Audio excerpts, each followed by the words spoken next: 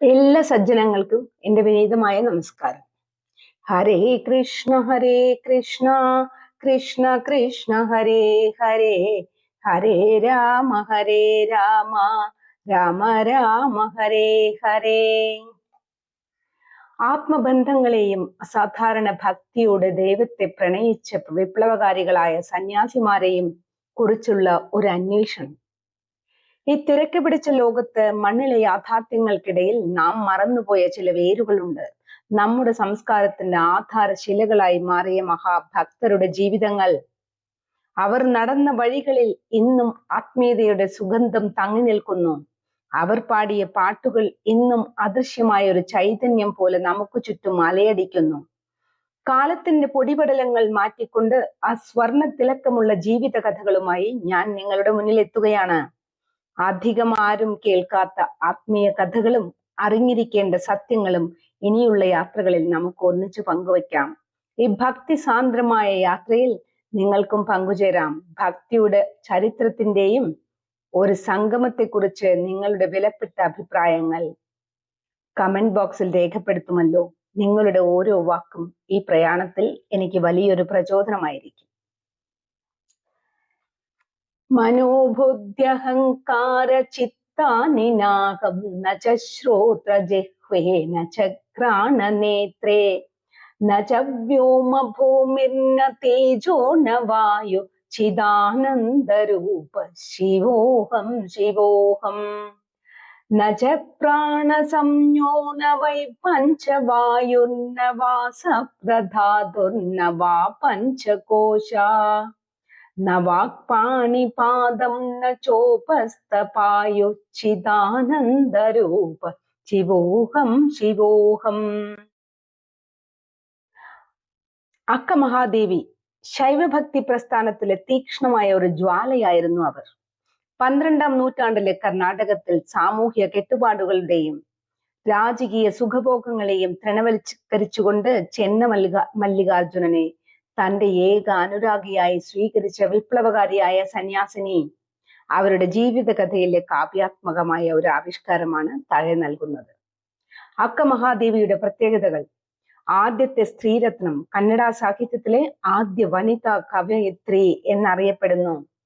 ജാതിക്കും മതത്തിനും ലിംഗവിവേചനത്തിനും എതിരെ ശബ്ദമുയർത്തിയ വിപ്ലവകാരിയായിരുന്നു അവർ. ഒരു സമത്വവാദി. ലൗകികമായ വസ്ത്രങ്ങളെയും ആഭരണങ്ങളെയും ഉപേക്ഷിച്ച് തന്റെ മുടി കൊണ്ട് ശരീരം മറച്ച മഹാദേവനെ മാത്രം തേടി നടന്നവൾ. ഒരിക്കൽ വസ്ത്രം പോലും ഉപേക്ഷിച്ച് ദിഗംബരയായി വന്ന അക്കയെ തടഞ്ഞു നിർത്തി അല്ലമപ്രഭു ചോദിച്ചു, ശരീരം മറയ്ക്കാൻ വസ്ത്രമില്ലെങ്കിലും തലമുടി കൊണ്ട് ശരീരം മറച്ചിരിക്കുന്നത് എന്തിനാണ്? ഇത് ഇന്നും ലൗകികമായ ലജ്ജ ബാക്കിയുള്ളത് കൊണ്ടല്ലേ? അക്ക മഹാദേവി ശാന്തയായി മറുപടി നൽകി, ഈ ശരീരം കാമക്കണ്ണുകളാൽ നോക്കുന്നവർക്ക് അതൊരു പ്രലോഭനമാകാതിരിക്കാനാണ് ഞാൻ മുടി കൊണ്ട് മറയ്ക്കുന്നത്. പഴം പഴുക്കുമ്പോൾ തൊലി പുറമേ ഇരിക്കുമെങ്കിലും ഉള്ളിലെ മധുരം വേറെയാണ്. അതുപോലെ എന്റെ ആത്മാവ് ശിവനിൽ ലയിച്ചു കഴിഞ്ഞു. ഈ മറുപടി കേട്ടപ്പോൾ അല്ലമപ്രഭുവും ബസവണ്ണയും അക്കയുടെ ആത്മീയ ഔന്നത്യം മനസ്സിലാക്കുകയും അവരെ ആദരവോടെ സ്വീകരിക്കുകയും ചെയ്തു. 12ാം നൂറ്റാണ്ടിൽ കർണാടകയിലെ ശിവമൊഗ്ഗ ജില്ലയിലുള്ള ശിക്കാരിപുര താലൂക്കിലെ ഉടുത്തടി എന്ന ഗ്രാമത്തിലാണ് അക്ക മഹാദേവി ജനിച്ചത്. ഒരു വസന്തകാലത്ത് പ്രഭാതം പോലെയാണ് ആ കുരുന്നു പെൺകിടാവ് പിറന്നു വീണത്. പ്രകൃതി രമണീയമായ കുന്നുകളും വനങ്ങളും നിറഞ്ഞ പശ്ചിമഘട്ടത്തോട് ചേർന്ന് കിടക്കുന്ന പ്രദേശമാണിത്. സുമതി എന്നും നിർമ്മൽ എന്നും പേരുള്ള ഭക്തരായ ദമ്പതികളുടെ മകളായി ജനിച്ച അവർ ബാല്യകാല നാമം മഹാദേവി എന്നായിരുന്നു. കൊട്ടാരം ഉപേക്ഷിച്ച് വിശ്വമോഹിനിയെ അല്ലമപ്രഭു തന്റെ ജ്ഞാനത്താൽ പരീക്ഷിച്ചപ്പോൾ അവളിലെ ദൈവീകത തിരിച്ചറിഞ്ഞ് ലോകത്തിന് മുൻപിൽ അദ്ദേഹം വിളിച്ച പേരായിരുന്നു അക്ക.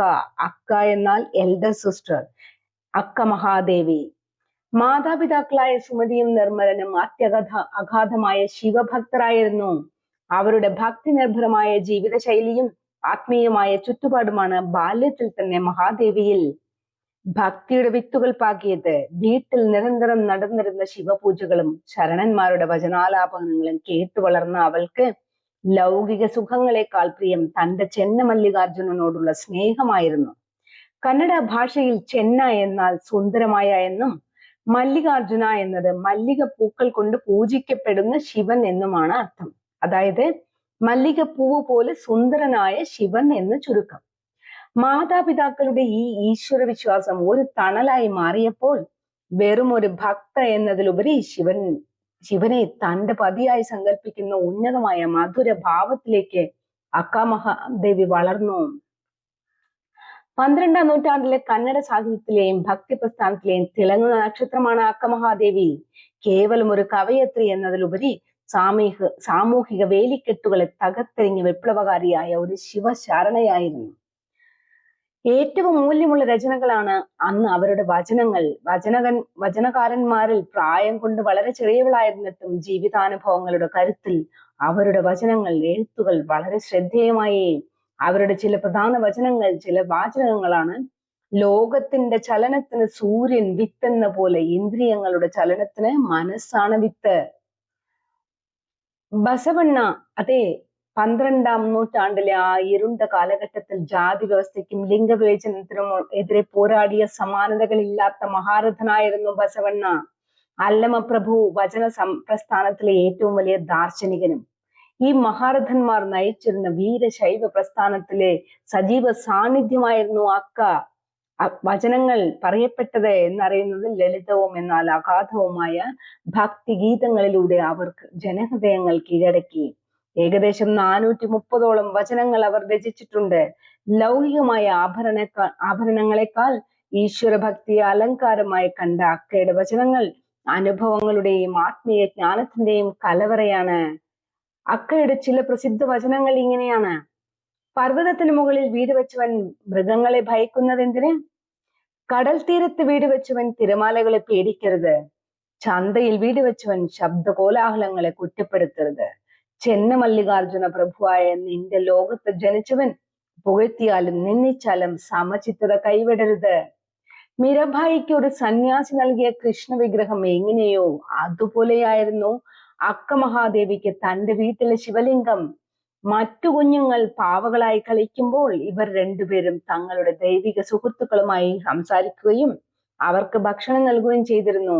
ഈ കുഞ്ഞുനാളിലെ കളി പിൽക്കാലത്ത് ലോകം കണ്ട ഏറ്റവും വലിയ ഭക്തി പ്രസ്ഥാനങ്ങളായി മാറി. അക്കാലത്തെ പെൺകുട്ടികൾക്ക് ലഭിക്കാത്ത തരത്തിലുള്ള ഉന്നത വിദ്യാഭ്യാസം മഹാദേവിക്ക് ലഭിച്ചിരുന്നു. പുരാണങ്ങളും ഉപനിഷത്തുകളും വചനങ്ങളും അവർ വളരെ വേഗത്തിൽ പഠിച്ചെടുത്തു. സംഗീതത്തിലും അവർക്ക് വലിയ പ്രാവീണ്യമുണ്ടായിരുന്നു. കേവലം അറിവ് നേടുക എന്നതിലുപരി പഠിക്കുന്ന ഓരോ കാര്യത്തെയും ജീവിതവുമായി ബന്ധിപ്പിക്കാനുള്ള അവരുടെ കഴിവ് കണ്ട് ഗുരുനാഥന്മാർ പോലും അത്ഭുതപ്പെട്ടിരുന്നു. യൗവനം വിടരുന്നതോടെ നാട്ടിലെ പ്രമുഖരായ ഗൃഹസ്ഥന്മാർ വിവാഹാലോചനകളുമായി വീട്ടുപടിക്കലെത്തി. എന്നാൽ ലോകം കണ്ട ഏറ്റവും സുന്ദരനായ പുരുഷനെ പോലും തൃണവൽഗണിച്ചുകൊണ്ട് അവൾ തപസ്സിലായിരുന്നു. മകളുടെ ഭാവിയിൽ ആശങ്കാകുലരായ മാതാപിതാക്കൾ ഒടുവിൽ അവളോട് വിഷയം അവതരിപ്പിച്ചു. ദേവിയുടെ ചുണ്ടിൽ ഒരു ചെറിയ മന്ദഹാസ ചിരി വിരിഞ്ഞു. അവൾ ശാന്തമായി പറഞ്ഞു: മഹാദേവൻ അല്ലാതെ മറ്റൊരു പതിയെ സങ്കല്പിക്കാൻ പോലും ഈ ദേവിക്ക് സാധ്യമല്ല. എന്റെ വിവാഹം എന്നോ ആ കൈലാസനാഥനുമായി കഴിഞ്ഞുപോയതാണ്.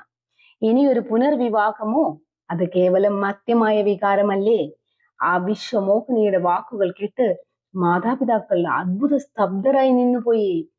മകളുടെ അമിതമായ ഭക്തി കണ്ട് മാതാപിതാക്കൾക്ക് ആശങ്കയുണ്ടായിരുന്നു. ഇവൾക്ക് ഭ്രാന്താണോ എന്ന് പോലും പലരും സംശയിച്ചു. ഒരിക്കൽ മാതാപിതാക്കൾ അവളെ ലൗകിക ജീവിതത്തിലേക്ക് തിരികെ കൊണ്ടുവരാൻ ശ്രമിച്ചപ്പോൾ അക്ക മഹാദേവി പറഞ്ഞത് ഇങ്ങനെയാണ്: ആകാശം എനിക്ക് മേൽക്കൂരയായും കാറ്റ് എനിക്ക് വസ്ത്രമായും ദൈവം എനിക്ക് തുണയായും ഉള്ളപ്പോൾ എനിക്ക് എന്തിനാണ് ഇനി കൊട്ടാരങ്ങൾ? അവൾ ചോദിച്ചതായി പറയപ്പെടുന്നു. മകളെ, നീ ദൈവമാണെങ്കിൽ പോലും ഈ മനുഷ്യ സമുദായത്തിൽ ജീവിക്കുമ്പോൾ ലോക നിയമങ്ങൾ നാം അനുസരിക്കേണ്ടതല്ലേ? അതിന് മറുപടിയായി ദേവി ഉതിർത്ത വാക്കുകൾ അവരെ നിശബ്ദരാക്കി. ഇതൊരു വിചിത്രമായ ഏർപ്പാടാണ് മാതാപിതാക്കളെ. ഈ ലോകത്തേക്ക് ഒരു പത്നിയും പരലോകത്തേക്ക് മറ്റൊരു പതിയുമോ? അങ്ങനെ ഒരു സംഗതി ഈ പ്രപഞ്ചത്തിൽ എവിടെയെങ്കിലും സംഭവ്യമാണോ? ആത്മാവ് ഒന്ന് മാത്രം, പതിയും ഒന്ന് മാത്രം. ബാല്യത്തിൽ നിന്നും കൗമാരത്തിലേക്ക് കടന്ന സമയത്താണ് ഉടുത്തടിയിൽ രാജാവായിരുന്ന കൗശികൻ മഹാദേവിയെ കാണുന്നത്. ഒരു വസന്തകാല ഉത്സവത്തിനിടെ വീടിന്റെ മട്ടുപ്പാവിൽ നിൽക്കുന്ന മഹാദേവിയുടെ സൗന്ദര്യത്തിൽ രാജാവ് ആകൃഷ്ടനായി. കൗശിക രാജാവ് അക്കമഹാദേവിയുടെ സൗന്ദര്യത്തിൽ അങ്ങേയറ്റം ആകർഷനായി അവളെ വിവാഹം കഴിച്ചു തരണമെന്ന് ആവശ്യപ്പെട്ടു. അക്കമഹാദേവി കൗശിക രാജാവിന് നൽകിയ മറുപടി ഇങ്ങനെയാണ്: രാജാവേ, ഈ ലോകത്തിലെ പുരുഷന്മാരെല്ലാം മരണത്തിന് കീഴടങ്ങുന്നവരാണ്. മർത്തിനെ ഞാൻ എങ്ങനെ ഭർത്താവായി സ്വീകരിക്കും? എന്റെ ഹൃദയം എന്നീ മല്ലികാർജുനന് നൽകിക്കഴിഞ്ഞു.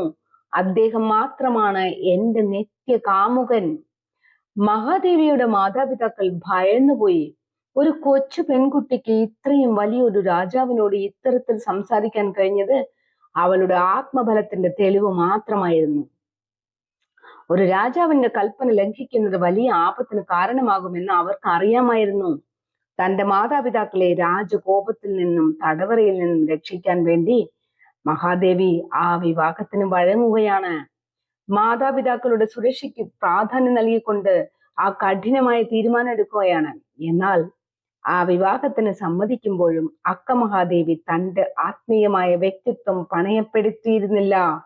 ആ വിപ്ലവകാരി കൗശിക രാജാവിന് മുന്നിൽ അതീവ കർക്കശമായ 3 നിബന്ധനകൾ വെച്ചു.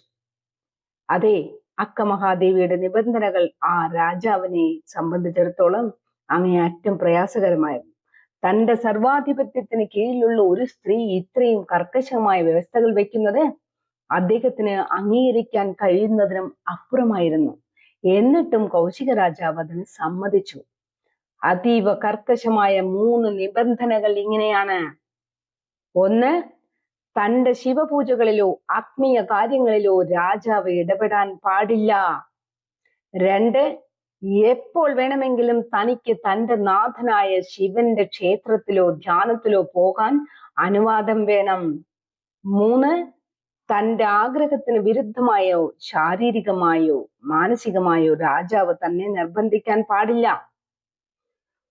വിവാഹം കഴിഞ്ഞെങ്കിലും മഹാദേവിയുടെ മനസ്സ് കൊട്ടാരത്തിലായിരുന്നില്ല. അവർ ഭൗതിക സുഖങ്ങളിൽ നിന്ന് അകന്നു തന്നെ നിന്നു. രാജാവായ കൗശികനാകട്ടെ തന്റെ പത്നിയുടെ സൗന്ദര്യത്തിൽ മാത്രം കണ്ണുവച്ചിരുന്ന ഒരാളായിരുന്നു. മഹാദേവിയുടെ ആത്മീയതയെ മനസ്സിലാക്കാൻ അദ്ദേഹത്തിന് സാധിച്ചില്ല. മെല്ലെ മെല്ലെ രാജാവ് തന്റെ വാഗ്ദാനങ്ങൾ ഓരോന്നും ലംഘിച്ചു തുടങ്ങി. ലൗകിക സുഖങ്ങളിൽ കുരുങ്ങിപ്പോയ രാജാവിന് മഹാദേവിയുടെ ആത്മീയ തേജസ്സിനെ ഉൾക്കൊള്ളാനായില്ല. തന്റെ അധികാരം ഉപയോഗിച്ച് അവളെ കൊട്ടാരത്തിനുള്ളിൽ തളച്ചിടാനും ഭക്തിയിൽ നിന്നും ലൗകിക സുഖങ്ങളിലേക്ക് അവളെ നിർബന്ധിച്ചു കൊണ്ടുവരാനും ശ്രമിച്ചു. രാജാവ് തന്റെ അധികാരം ഉപയോഗിച്ച് മഹാദേവിയെ കീഴ്പ്പെടുത്താൻ ശ്രമിച്ചപ്പോൾ അവൾ കൊട്ടാരത്തിലെ സകല സുഖ സൗകര്യങ്ങളും ഉപേക്ഷിക്കാൻ തന്നെ തീരുമാനിച്ചു. ഈ വസ്ത്രങ്ങളും ആഭരണങ്ങളും അങ്ങയുടേതാണെങ്കിൽ ഇതാ എടുത്തുകൊള്ളൂ എന്ന് പ്രഖ്യാപിച്ചുകൊണ്ട് കേശഭാരം കൊണ്ട് ശരീരം മറച്ചവൾ കൊട്ടാരത്തിന് പുറത്തേക്ക് നടന്നു. ഭൗതികമായ എല്ലാ ബന്ധങ്ങളും മുറിച്ചെറിഞ്ഞുകൊണ്ട് തന്റെ പ്രാണനാഥനായ ശ്രീശൈലത്തിലെ ചെന്നമല്ലികാർജുനനെ തേടി അവൾ യാത്ര തിരിച്ചു. അഹന്ത വെടിയണമെന്നും വിശക്കുമ്പോൾ ഭിക്ഷാടനം നടത്തിയും ദാഹിക്കുന്നവൻ തടാകജലം കുടിച്ചും പ്രകൃതിയോട് ഇണങ്ങി ജീവിക്കണമെന്ന് അവർ പഠിപ്പിച്ചു. മായയെ അതിജീവിക്കാൻ ഒരു സദ്ഗുരുവിനെ ആശ്രയിക്കണമെന്ന് അവർ ഓർമ്മിപ്പിച്ചു. തന്റെ എല്ലാ വചനങ്ങളിലും ചെന്നമല്ലികാർജുന എന്ന മുദ്ര പതിപ്പിച്ചു. മൃഗങ്ങളും പക്ഷികളും പുഷ്പങ്ങളും എല്ലാം തന്റെ മിത്രങ്ങളാണെന്ന് കരുതി ആ മഹാവിദൂഷി പ്രകൃതിയും ഈശ്വരനും ഒന്നാണെന്ന് വിശ്വസിച്ചു. മഹാസമാധി. തന്റെ 25-ാം വയസ്സിൽ ശ്രീശൈലത്തിലെ കദളീവനത്തിൽ വെച്ച് തന്റെ പ്രിയപ്പെട്ട പ്രാണനാഥനായ മല്ലികാർജുനനിൽ അവർ ലയിച്ചു. ഇന്നും തമിഴ്നാട്ടിലെയും കർണാടകത്തിലെയും പല സമൂഹങ്ങളും അക്കമഹാദേവിയെ തങ്ങളുടെ കുലദൈവമായി ആരാധിച്ചു പോരുന്നു. സ്ത്രീ ശക്തിയുടെയും നിർമ്മലമായ ഭക്തിയുടെയും നിത്യപ്രകാശമായി അക്കമഹാദേവി വചനങ്ങൾ ഇന്നും ലോകമെമ്പാടും മാറ്റൊലിക്കൊള്ളുന്നു.